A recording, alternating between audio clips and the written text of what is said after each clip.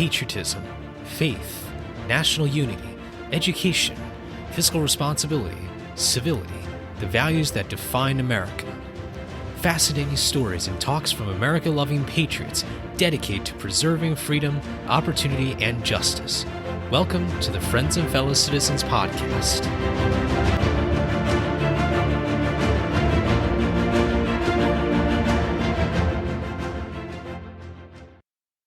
Hello, everybody, and welcome to another episode of Friends and Fellow Citizens. I'm your host, Sherman Tylowski, and thank you so much for joining me today on another episode, and I hope you enjoy this one and the previous ones I've recorded as well.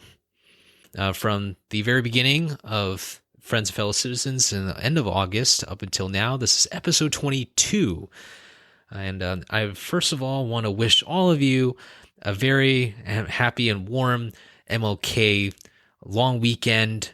I know that amidst a lot that has already happened in January, I think at least for me, I'm sure for you as well, this is a really great break to be able to decompress a little bit, but also to remember the significance of this day.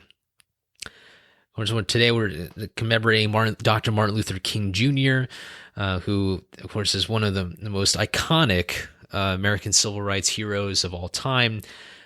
Not the only leader, obviously, around the civil rights movement, but certainly one who I think had a lot of amazing skills and abilities to connect with wide audiences.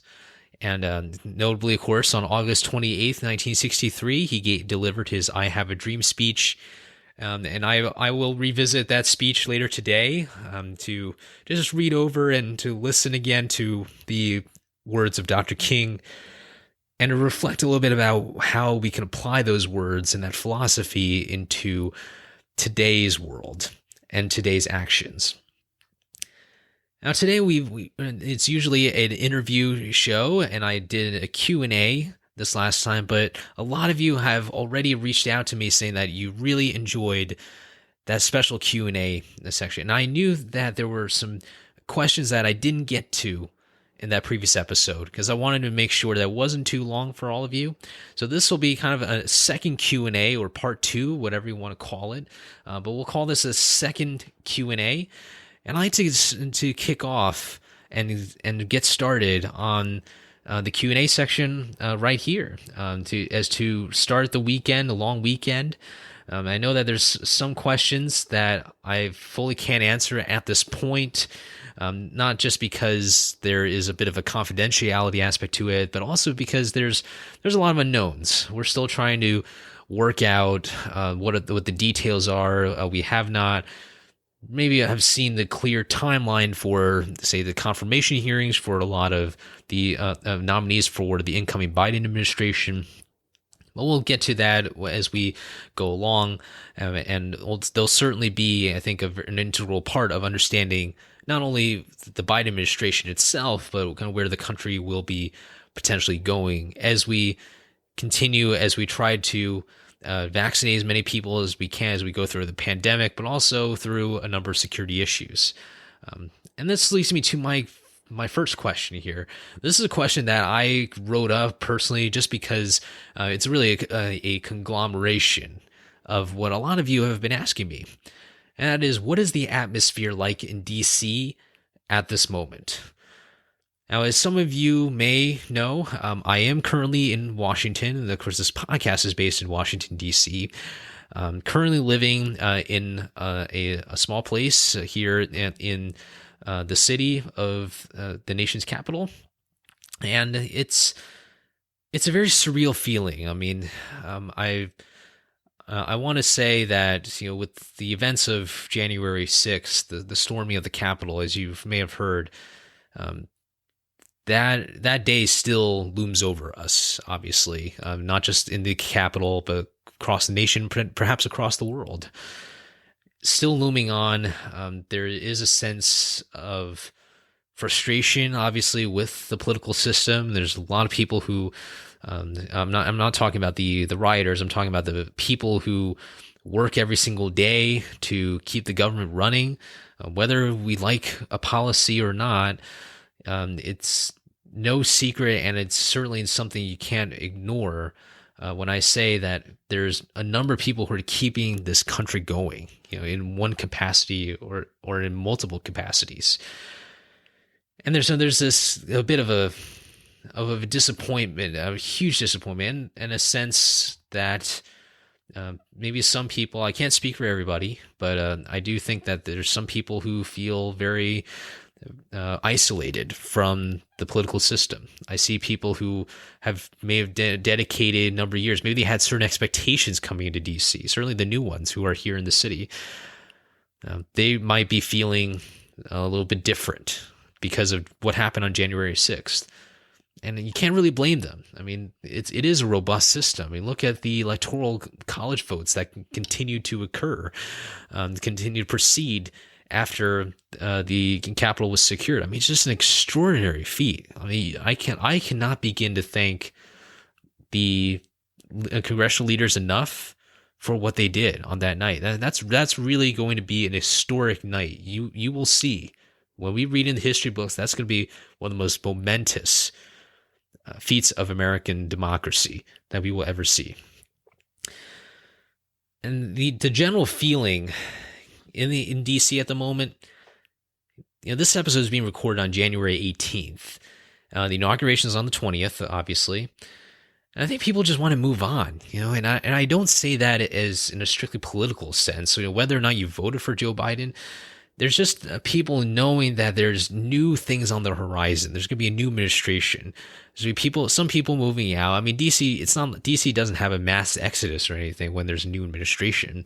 But there's definitely some close aides to President Trump who are leaving, and there's going to be new people coming in. And so people just want to move on and feel like they're progressing forward. And part of that is an uncertainty aspect because people want to speculate. They want to know what the administration wants to prioritize. I know that there's been some things that have been outlined in executive orders and other pieces of legislation that have been put forward, but we don't really know what that's going to look like. And we have to make sure that we have everything kind of put in place. There's still this kind of 117th Congress kind of aspect where we're still trying to even figure out, where the storage unit is or where this is and that is there, so it's a bit complicated. Personally, I'm interning on the Hill right now for a member of Congress from Georgia, and I'm very blessed to be there. I just can't reveal too much about my work there. So I can't go into specifics on what the atmosphere is like there, but what I will say is we have an amazing staff and amazing environment. It's a very different Capitol Hill, no doubt about it. But I think there's a sense that we, from the employees, from the architect of the Capitol to Capitol Police and staffers and members, to some degree, I think there is that kind of unity in the sense that we feel like this is our place, this is our house, not just like ourselves, but like this is for the country. We're still doing what we are doing or what we are tasked to do to better the country and to keep things going, because that's what we need. We need continuity. So that's really the atmosphere is like. I mean, again, I can't speak for everybody. Everyone has different experiences. One thing I will say, though, is I want to thank all the law enforcement personnel, National Guard, intelligence agencies, all the people out there who are looking out for us. They may not get a whole lot of attention, certainly in other times of history, but certainly at this time, this is a really good time to thank the men and women who do what they do every day to keep us safe. So I want to thank all of them to kind of wrap up this answer here. Now, next question I've got is, what foreign policy changes do you foresee the Biden administration bringing? Will the concept of America first still remain nonetheless? This is a question, I believe it was submitted by Letitia. She did submit one or two questions last time, and she decided to ask another one, and I'm really glad she asked this one. This is a great one. Foreign policy is one of my personal favorite areas, so let's go into it. In terms of the second part, I'll answer the second part first and then go into the first part. The usage of America First, I think, will not be used under the Biden administration. It's a very much tied to the Trump administration. But that being said, though, America First is a bit of it's a Trumpian term, but I think it's also something that I think is widely understood in the government, which is that you have to put your country's interests first. So inherently, the concept won't go away, but the usage of the term, and she did put in quotes, America First, I don't think will be used at all. And it just has too much of a connection with the previous administration, and I think there needs to be some kind of reset for the Biden administration. And so as a result of that, the diplomatic rhetoric is going to change a bit. That's not to say that there wasn't any diplomacy under the Trump administration, but you're going to probably see a lot more of the diplomatic kind of nicer tone language, so to speak. Whether you agree with that or not, in terms of effectiveness, is another thing. But you're not going to get a lot of very direct sort of, again, Trump-like language. I'm just saying that as a fact. There's no dispute that Trump and Biden are very different in terms of their usage of language out there. In terms of the foreign policy changes now, I see more multilateralism under Joe Biden. I call it an America-leading multilateralism approach, meaning that any sort of multilateral agreement, whether it's or an organization, whether it's like the UN or the Paris Climate Accord, which obviously the Trump administration withdrew from, the Biden administration is expected to rejoin it. The American leading aspect is what is going to try to fit with the goals of America. So I think that's what's going to happen. So the Biden administration is going to probably rejoin the Paris Climate Accord on the G7 summits. The economic summits that we see frequently. I believe the G7 summit did not happen last year because of the pandemic, but there will be a revisit to that. So I expect that the Biden administration will reemphasize those American values of democracy and of economic trade and openness, similar kinds of things with the other multilateral groups. I also expect to see some free trade agreements, obviously, as part of the administration. You might have some that are going to incorporate multiple countries. The question really is on certain topics like free trade, how much Democrat support can it get? Because obviously the Democrats have all three both branches, the House, the Senate, and the White House.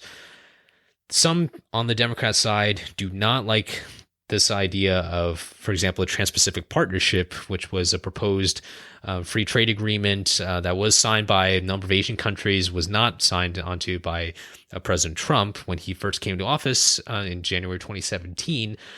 But some people, like Bernie Sanders and some others, have very big reservations about that. So I expect there's going to be a push for free trade agreements. How much support that's going to get is going to obviously depend on the kinds of factions that are going to come along. I think the number of Republicans are going to be on board. So we'll probably see a revisit of free trade agreements and multilateral agreements of that sort. I want to make a note that I think we've got some really great picks. I know that this is not to say whether or not you should have voted for Biden or you should have voted for Trump. But when it comes to the picks, though, and this is what really bugs me a little bit about politics, which is people always assume like, well, if you have a new administration, you're going to have just a bunch of guys who are just going to completely align with the president, and you've got a bunch of people who will only go through along party lines of some kind. And that's not going to be the case. I think there's a number of people that President-elect Biden has picked that I think are really great picks because they understand the system. They're probably their own experiences, certainly serving in an administration that dealt with everything from the fall of the Soviet Union to 9/11 and the Iraq War. So there is this element of an insider getting to know like the workings. Again, this is a new era, right? We're looking at a Biden administration where we've got probably a lot more political veterans, so to speak. I think some of the great picks I want to lay out are Tony Blinken or Antony Blinken for the pick for Secretary of State. He has experience in the think tank world and national security matters and all that. I think he's a great pick. So looking forward to the confirmation hearing for Mr. Blinken. William Burns, the pick for the CIA director. He's definitely a Washington guy, definitely knows his way around and very diplomatic, but also very understanding of the intelligence apparatus in our nation. I think he's going to be a great pick as well. Avril Haines, who is the pick for the Director of National Intelligence. I'm very excited to see her particularly because I personally met her. She visited the Bush School in Texas A&M one time, and I got a chance to meet her, and she got a chance to speak with all of us. She's a very, very intelligent woman. Really, really knows her stuff. Very hardworking, and she probably is the hardest working woman you will probably ever meet in Washington, or at least one of the few out there. She's really great. And she obviously has a lot of experience in the CIA. I'm curious to see how the intelligence community is going to be restructured so that it becomes more proactive. I think that's going to be the challenge for the director-elect, or not director-elect, for the incoming DNI pick, Avril Haines. Next, Jake Sullivan for National Security Advisor. I think he and Biden and Blinken, all these guys I think they're going to really come up with something that's going to be at least very, very interesting to look at and something to digest. And I really hope that no matter how people vote, that people get curious about their policy positions, because you might be surprised. You might be surprised at the kinds of approaches and the kinds of things that they prioritize. This goes back to the whole idea that are the central part of our podcast, which is to embody these principles. What are the kinds of principles that are being outlined maybe in these kinds of values and principles or policies that are put forward by these nominees? So look out for that. And it kind of leads me now to this final part of this answer. I know it's been a bit of a long answer, but foreign policy really is a big subject, so you can't get around with that. And that is that there's a lot of policy continuity. So, when I hear the question, again, it's a great question by Letitia. When it comes to foreign policy changes, you're going to have people at the top who are going to change. But to what extent is it really going to change particular foreign policy issues? That's really debatable. We still have a lot of diplomatic programs, for example, that increase economic aid to African countries to try to knock down some of those barriers to economic growth. We have initiatives that on Taiwan. This is an issue that I personally love to discuss with people. We've had programs that have spanned across the Obama and Trump administration and even before, particularly on Obama and Trump, though. For example, on Asia strategy, the Obama administration had something that was called Pivot to Asia, which I think was an important turn towards what has become an increasingly important part of the world on foreign policy matters. Certainly, the rise of China has been the big player in this. Then the Trump administration has something called the Free and Open Pacific, which is basically kind of a similar idea where it's a continuation of the Pivot to Asia. And it's all about promoting free trade amongst other nations to really rival what has become the increasingly totalitarian China. It's about promoting values, about having programs that, for example, cater to particular groups. Like there's a women entrepreneurial group that has a lot of collaboration between Taiwan and the U.S. You can look these kinds of things up. And so there's a lot of diplomatic programs and areas of policy that are going to remain the same. So I think in terms of foreign policy changes, we will see a change in strategy and vision, perhaps. It's not going to be a drastic turn. We're not looking at a 180. But we're going to see some slight changes. However, when you get down into the bedrock of diplomacy, I don't think you're going to see a lot of change. Personally, I just don't see how there's going to be enough of an overhaul to be able to do that. We're dealing with bureaucracies here. Very hard to change.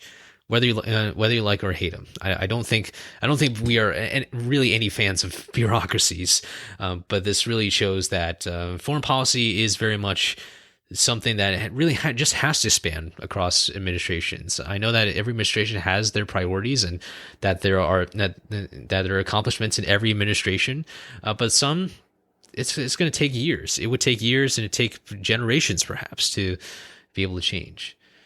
So that's my answer to Letitia's question. Thank you so much. And the next question comes from Bakari, and he asked another question here. And he asked, now, how can the American political system solve the omnipresent social issues that have continued to stand out in its 250-year history, such as income inequality and the connected racial disparities? Great question, Bakari. It's a big question, so I'm going to try my best to answer it. My approach is a little bit different. I think it partly is based on the podcast itself and kind of how it's structured. One of the first things I've always pushed for is we need to have much greater civic outreach for everybody, but particularly for minority communities. I think there's a perception, unfortunately, that, and it's historical, by the way. If you go back to the era of Reconstruction and all that, when the South was suppressing the black vote and everything, there's been a history of suppression of minority votes for political purposes. I'm not saying that it's happening at a small scale or a wide scale yet, because I honestly don't have the data. But I think the point is, with the civic outreach, it has to be genuine, has to be impartial, and has to show that everyone counts as one vote, because that is the truth, right? Everyone gets one vote. President Trump gets a vote. President like Biden gets a vote. I get a vote, and you get a vote. And so this emphasis of knowing what civics is, and knowing that that even with these disparities, that people can still participate in the process, that I think should be a very, very important mission for us. We can't allow anyone from any background, from any ethnicity or any gender, to be isolated from the civic process. If you're an American citizen, you're registered to vote, you should have the opportunity to be able to voice your opinion. And there are many avenues, many venues to be able to do that. So if we keep active on that, I think that's a really good way to incorporate more people, bring more people into the democratic process. Now, the other thing is that political leaders and voters really need to be engaged in American history. And when I say this, I mean that people need to understand as many sides of history as possible. I'm not saying that we can't revel in, for example, the American Revolution or anything. I mean, it's an extraordinary success, and I'd be one of the first to be jumping up and down, because I honestly, personally, I don't feel that bad for the British. Just my opinion. They had it coming, but I really think when it comes to learning history, we're in a time, very, very dangerous time, when people are silencing others or themselves because something just doesn't feel good. It then makes them feel comfortable, and that's just wrong. I mean, I don't care what part of history it is, whether it's the good, bad, or the ugly. It's not a learning process. It's not, you can't call yourself someone who cares about the country, cares about understanding truth, if you're just silencing people, or if you're just ignoring the parts of history that you just don't feel matter. And that's not going to be the way it is. Unfortunately, we have this movement around, particularly on academic campuses, where there's just a cancellation. There's the people saying, "Oh, I don't want to learn," or because it offends someone's feelings and all that. All these microaggressions and whatnot. It's just ridiculous. I actually think that this probably marginalizes minority groups more than anybody else, because it ignores the aspect of history, which is understanding history means understanding all these perspectives, learning about these perspectives, and being curious about them. That is how we advance. I really think that is how we're going to advance people. That's how we're going to get people up to that level playing field. How we're going to be able to combat racism and all the other evils that are out there, because those are going to be forces that are going to try to distort, right? Try to distort a history or try to distort the values. We can't let that happen. We have to stick to the values, of the Declaration of Independence and the Constitution, ensuring that even though at that time, times are very different. However, we had an amendment process. The founders knew that they were flawed. I mean, it would be silly to think that otherwise. And they opened an amendment process because they knew that it was going to happen, that people were going to have a change in heart, a change in culture. And that's what allowed, everything from different movements and all that to be able to come into the mainstream of America. So we need to embrace that. And part of that is really, of course, you doing so and appreciating the founding of the country, as I just mentioned. Another aspect is promoting more civility and bipartisanship. I can't emphasize enough how bad people can be when it comes down to just hearing the other side, doing more listening. There's a saying out there, I think it's true for a lot of the times, which is there's a reason why we have 2 ears but one mouth. It's because we need to listen maybe twice as more as we speak. And so I want to throw it out there. And with bipartisanship, working together, working across the aisle, even focusing on issues that may not traditionally sound bipartisan, but if you can pick up even just one or two members on the other side of the aisle, that could be a pretty big victory. That might highlight kind of where that legislation is. Maybe it's more centrist or center left, center right, whatever you want to call it. But working together across party lines, that's also what's going to keep people moving forward. On some other specific issues, to address this question about income inequality, disparities, and whatnot, I really think that when it comes to emerging fields like cyber, or on existing industries like infrastructure, we need to do things that expand the access for everybody. Reaching out to those communities that could be a bit behind on technology, and it's not because of the nature of those people. It's just because with the cities and all that, they're unfortunately there's too much of a focus there. That's just my opinion. Cities are important, but we need to broaden access to rural broadband, integrating cyber education to those in the rural parts, but also to minority groups as well. There's been some calls for new, not just adding curriculum, but integrating cyber as part of the learning experience, so that people can use technology in a useful way, not as a harmful way, not as a device where you play games all day in school or whatever, but you use it as a way to develop professionally and to be able to enter into workforce. So these are the kinds of things that I'm thinking about when it comes to bridging some of these gaps.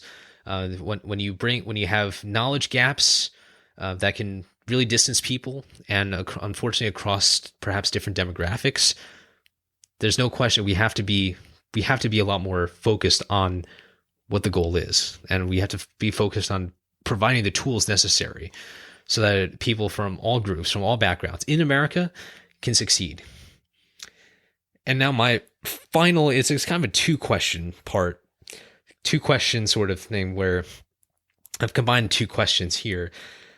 But one question is, I believe is one from Bakari, one from Denzel, but I'll combine it here. It says, where do you hope your career might take you? What sort of lasting legacy would you have?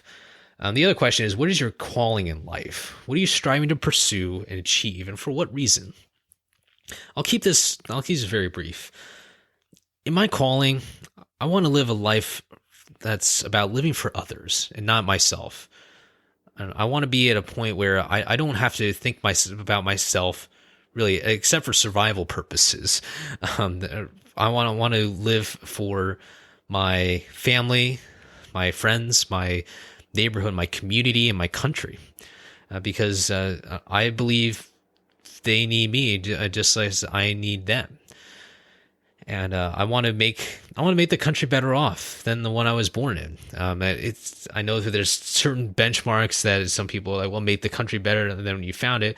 I really believe that it really stems way back from the day I was born, because the day I was born, I mean, I wouldn't maybe feel it at the time, but looking back, I think I would have felt like the luckiest person on earth because I got to be born in an amazing family. Got eventually this little baby got to know some great people, some wonderful, loving people, including my family members and as I mentioned, friends and the professional networking and all the things that I could do up until this point and beyond. I'm just so grateful, and I want to give back. I want to ensure that I'm looking back far enough to see that there's a lot more than just what we're focusing on the present.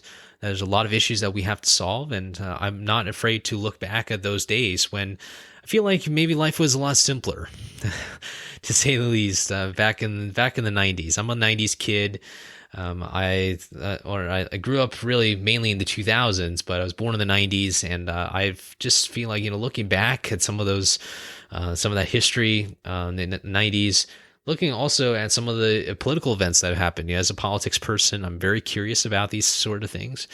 I want to make this country better based on the trajectory of my life and beyond. Learning from the past and the present for a much better future. I also want to be involved in policymaking. I mentioned some of the areas of policymaking, including cyber and U.S.-China relations. Transatlantic relations would be fantastic to work on. I would love to be perhaps some kind of a consultant or some kind of advisor on these issues. But I also want to be a system-making career. I mentioned policy-making, but a system-making career, because as important as policy is, having great systems to create the best policies for the country is going to be as important, if not more important. Now, I want to be part of that. I want to learn how we can look at the gears and the inner workings of our political system and say, how do we make this better? How do we expand this government, or expand the system so that it becomes more representative of the people?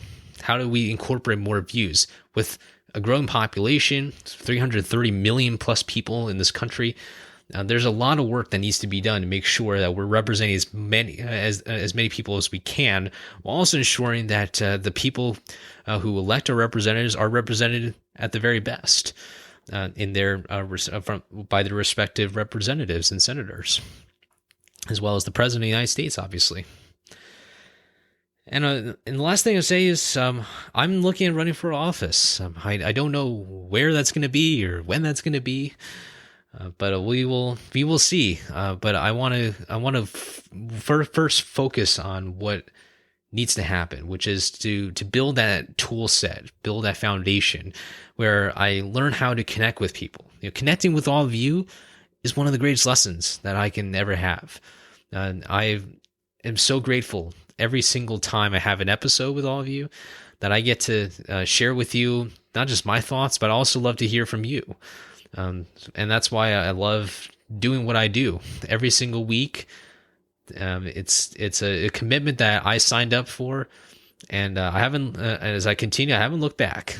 I mean, with all this content that I've made so far, there's plenty more to make, and I want to just say that part of my calling in life is to connect with people and to be known as just someone who wanted to make the United States say greater than ever before. Someone who wants to make the livelihoods of his children and grandchildren better. I don't want a whole lot of fanfare, honestly. I always say that the fan or fanfare, if whatever exists out there, it's all out there for the people. I don't decide on that. What I can only control what I can control. But I'm very grateful, and I can't wait to see what's out there. And this podcast is definitely going to be up there with one of the greatest things that I've ever done. And with that, that'll wrap up our episode today. I want to thank you so much for joining me and for listening to the second Q&A episode.